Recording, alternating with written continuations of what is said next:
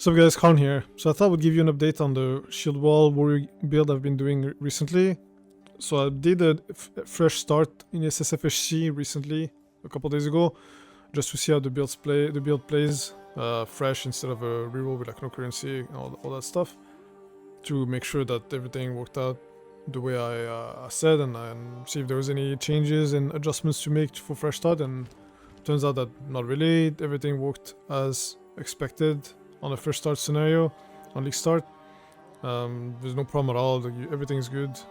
It's very solid. You have good damage, good defense, okay speed, good clear. Everything is fine, even without Uncitadel. That being said, I started a Warbringer, and that's why I'm gonna take this opportunity to answer the questions of Warbringer versus Titan. What are the advantages, disadvantages on both, like pros and cons? And I'm gonna start with that, I guess.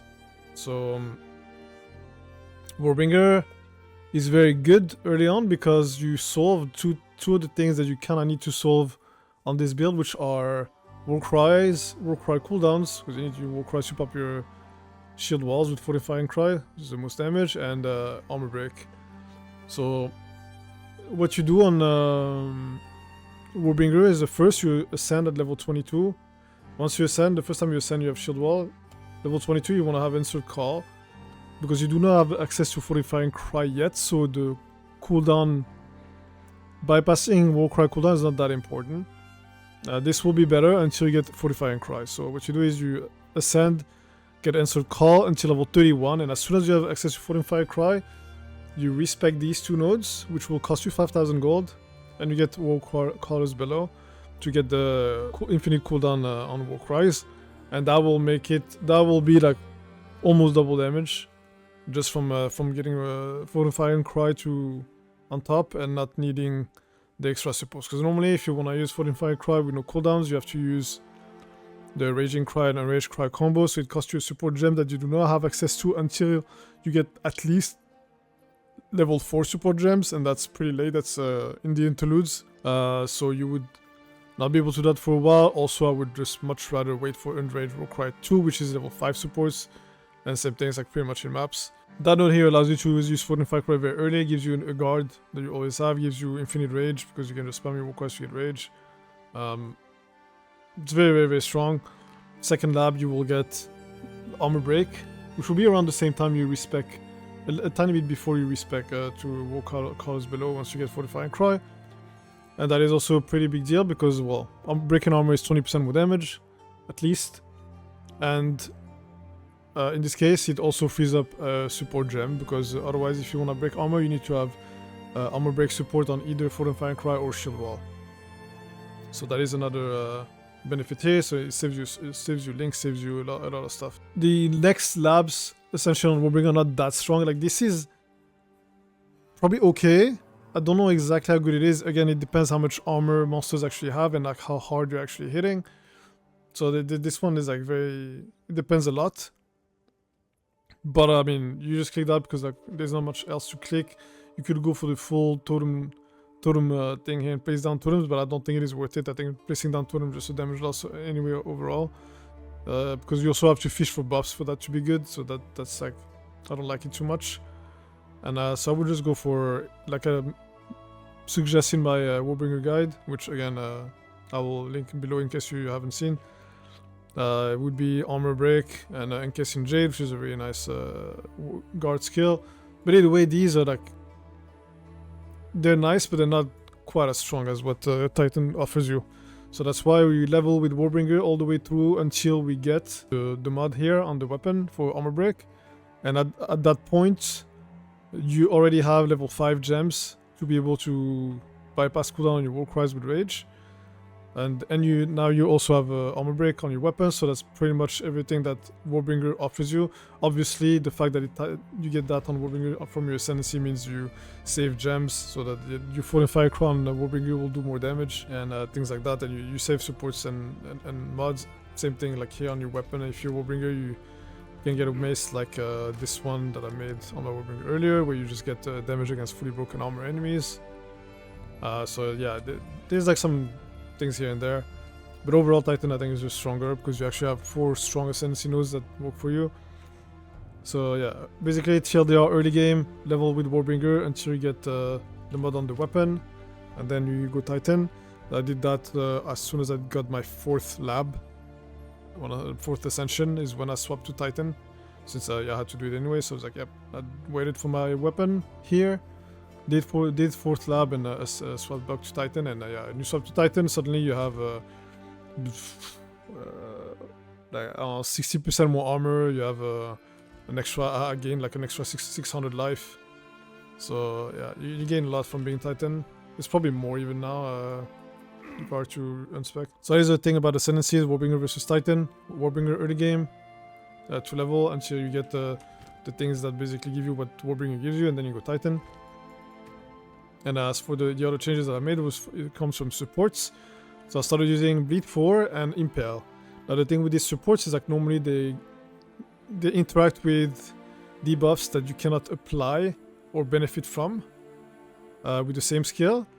But the nice thing about this build is you have 2 different abilities dealing damage that you care about, 2 main core abilities, which means they can benefit from one of the other, can enable the other. So for example, Bleed 4 here, you cannot apply Bleed with Shield Wall, but Shield Wall applies Incision, and what the Incision debuff does is that it gives you a 10% chance to apply Bleed on the target per stack of Incision. Fortifying Cry, when you use it with Shield Wall, hits 5 times, potentially. It's like for each exert you have, for example, 6 exerts, if I blow this up, like there is 6 Shield Walls going off. So if you have 1 Incision stack, that's already 60% chance to apply Bleed. So you will pretty much always apply Bleed with after 1 hit. 1 to 2 hits, 1 to 2 Shield Walls, you will have the target will be bleeding. And that will enable the Bleed 4 support. The other one is Impale, and that one is also a lot better. It is a bit better because all you need to do is, once you hit, pretty much this stores 30% of the pre-mitigation damage. So whatever damage Shield Wall does, 30% of it will be applied to the next ability that is not Shield Wall that hits. So basically you Impale with Shield Wall, and the Fortifying Cry will pop the Impale. One thing to note too is that Shield Wall hits before you Fortifying Cry, which is what makes it very good for Impale. Which is a good thing for Impale, and well, not a good thing for Bleed 4, but that is okay. Oh, well, not always a good thing. So what you will, when you're clearing, for example, you will just pop your Shield Wall, that will Impale, and the Fortifying Cry right behind will eat the Impale. So this is just essentially 30% more damage at all times, even for clear.